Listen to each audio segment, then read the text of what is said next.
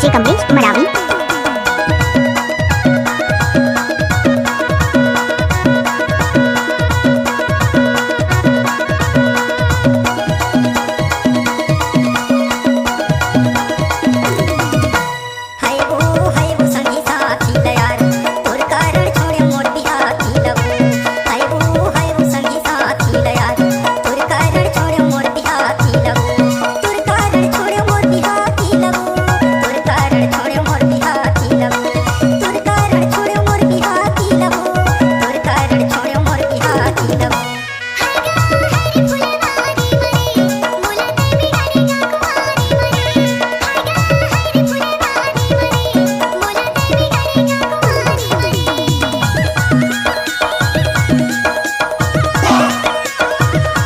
Mixer master DJ Kamlesh Maravi.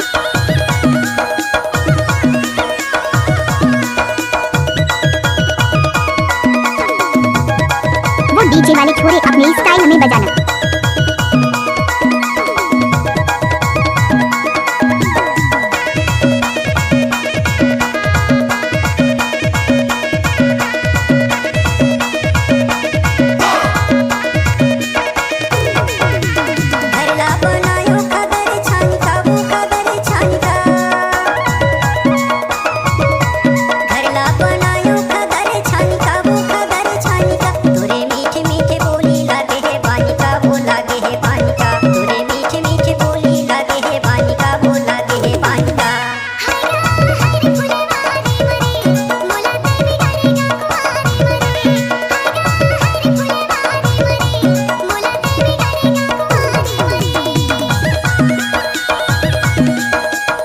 गाने को mix करके डाला तो कमलेश मरावी का बाला हाथ का खेल है।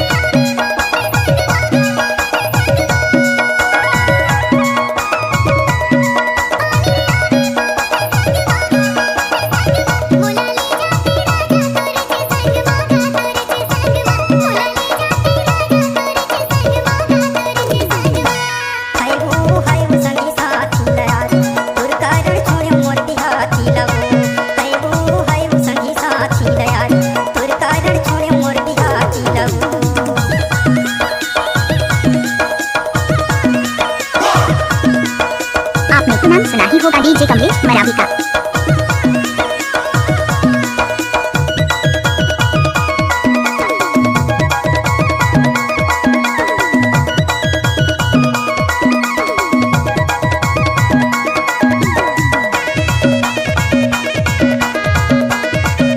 आप जिस गाने को सुन रहे हैं मिक्स किया है कमलेश मरावी ने।